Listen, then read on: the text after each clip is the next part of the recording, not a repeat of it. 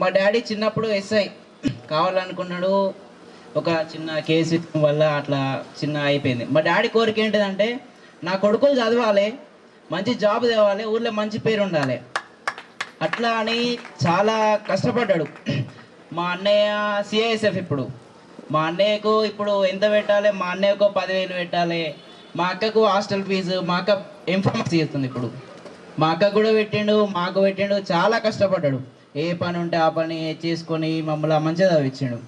మా మమ్మీ కూడా చాలా హార్డ్ వర్కర్. ఎట్లా అంటే మా మమ్మీ ఆశా వర్కర్. పొలం పని చేస్తుంది, ఇంట్లో పని చూసుకుంటుంది, డ్యూటీకి వెళ్తుంది. చాలా అంటే చాలా కష్టపడి చదివించారు. తర్వాత నాకు ఇక్కడ సురేష్ అన్నని సజెస్ట్ చేసింది మా అన్నయ్య. సురేష్ అన్న దగ్గరికి వచ్చినప్పుడు నేను ఎట్లున్నా అంటే జస్ట్ జీరో, ఏం తెలియదు నాకు.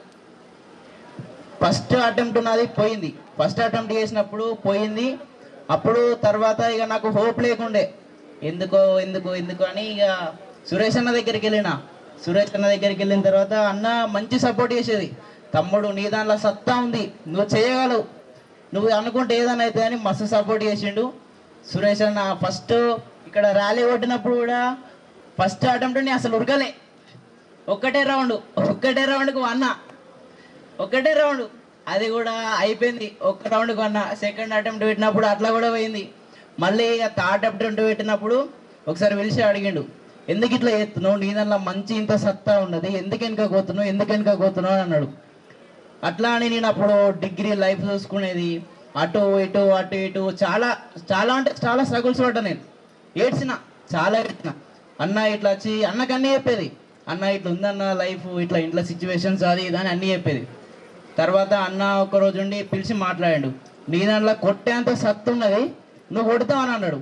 అప్పటి నుంచి వెళ్ళి కంబ్యాక్ ఇచ్చిన.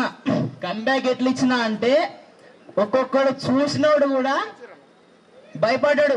అట్లా కంబ్యాక్ అంటే అద్దిరా అని అనుకున్నా. అట్లా కంబ్యాక్ ఇచ్చిన. నేను ఒక్కటే అనుకుంటా, చావాలే లేదా చంపాలి. ఒక్కటే కోరిక నాది, చావాలే లేదా చంపాలి. నేను నాది నా కాలు ఇక్కడ నేను మొత్తం ఇట్లా ఉప్పింది, బొక్కు ఉప్పినప్పుడు నేను కరెంట్ షాక్ పెట్టించుకున్నా కాలుకి. అప్పుడు ర్యాలీ నాకు ఒక వారం రోజులు ఉండే. అన్న అన్నాడు రెస్ట్ తీసుకో, ఒకసారి రెస్ట్ తీసుకో అన్నాడు. నా వారం రోజులు నా మైండ్లో ఏం తిరిగింది తెలుసా? కొడితే జాబు, లేకుంటే కాలని ఎరగాలి, జాబ్ అన్న రావాలి. రెండే ముచ్చట్లు, కాలని ఎరగాలి, జాబ్ అన్న రావాలి. అదే పాట మీద ఉన్న ర్యాలీకి పోయినా, అక్కడ కుంటుకుంటూ ఉరికినా. అక్కడ కూడా కింద పడ్డా నేను.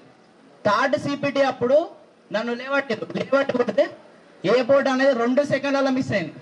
2 సెకండ్లు. ఇప్పుడు ఏ పోటీ కనుక కొట్టామంటే ప్యారాకి సెలెక్ట్ అయ్యాడు అని ఉండే. చాలా ఉండే, ప్యారాకు పోవాలని. అట్లా అయిపోయింది. ఇక అన్న మాత్రం మస్తు ఎట్లా అంటే ఇక సొంత తమ్ముడు లెక్క చూసుకున్నాడు అందరినీ. మేము వెళ్ళినాం, వదినే కూడా ఇంటికి వెళ్ళినప్పుడు చాలా సపోర్ట్ చేసింది. అన్న బర్త్డేకి లేకుంటే ఫ్యామిలీ ఫంక్షన్స్కి వెళ్ళేది. అన్న ఉన్న వదినే సొంత ఇంట్లో లెక్కనే చూసుకునేది. Thank you for giving me wonderful opportunity Suresh అన్న. థ్యాంక్ యూ అన్న. ఇట్లా జాబ్ వచ్చింది. ఇప్పుడు ఊళ్ళో కూడా, మా ఊళ్ళో ఫస్ట్ ఇండియన్ ఆర్మీ నాదే. ఫస్ట్ ఇండియన్ ఆర్మీ మా ఊళ్ళో ఫస్ట్ ఇండియన్ ఆర్మీ నాదే. నెక్స్ట్ ఇప్పుడు సురేష్ అన్న చెప్పిండు, 100 మందిని తయారు చేపిస్తా అని చెప్పిండు. అందులో సంవత్సరానికి 50 మంది నేనే పంపిస్తా అన్న. సంవత్సరానికి 50 మంది నేనే పంపిస్తా.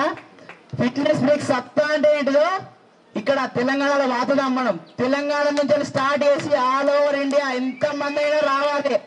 ఫిట్నెస్ బ్రేక్స్ అంటే ఒక పేరు కాదు, it's a brand. Okay, thank you అందరికీ.